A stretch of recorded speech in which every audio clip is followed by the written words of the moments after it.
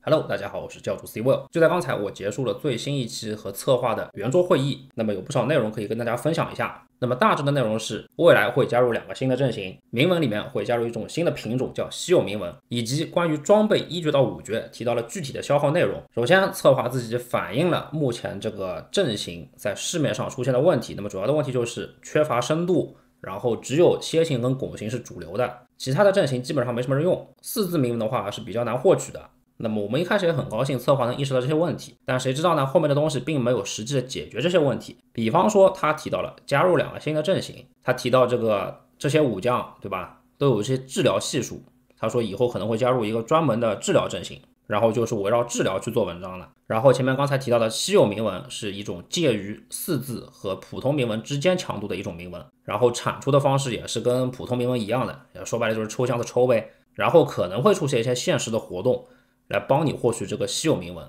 那么策划也打了个比喻啊，如果这个普通铭文是3分，4字铭文是15分，那么新的稀有铭文会处于大概6到7分的水平。那么在策划介绍完这些东西之后，我马上在这个小组里面提出了3点。那么首先我觉得这个稀有铭文完全就是多余的，因为玩家的最终目的肯定是为了4字，对吧？你这个稀有有跟没又怎样呢？并且我有个顾虑，就是说加这个稀有会不会导致我获取4字的概率更低了？那么这边的话，后面策划做出解释，它的概率是不影响的，就4字有4字的概率，然后稀有是和普通铭文共享概率。那么第二点，我说这个更新其实没有解决这个实际的现象，就是大家还是去玩楔形跟拱形，对吧？你其他的阵型有什么用呢？除非说那些老的垃圾的阵型啊重做，要么就是他们的4字极大增强。然后第三点，我觉得这个铭文这一点，其实在游戏里面可以多一些产出啊，你不管是活动还是商店都好，我也不要谈4字了，我就说普通铭文好吧，因为你设计了这么多铭文，但是实际上大部分都是从箱子里抽出来的，即便你投资了很多钱，也不一定能得到好东西。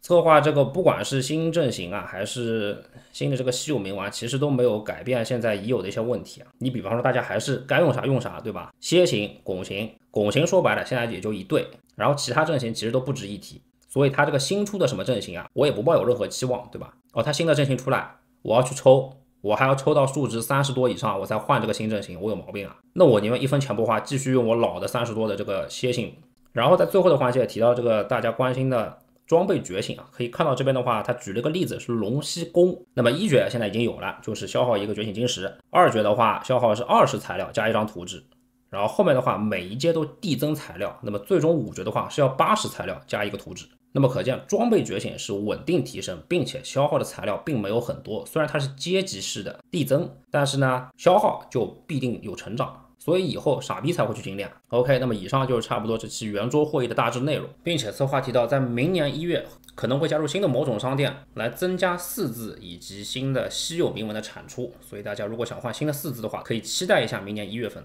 OK， 那么以上就是差不多这期圆桌会议的大致内容，大家有什么看法可以在评论区讨论吧。个人觉得还是比较失望的，尤其是这个新阵型真的是完全没有必要。OK， 那么感谢各位的观看，我们下期再见，拜拜。点赞加关注，感谢您的支持。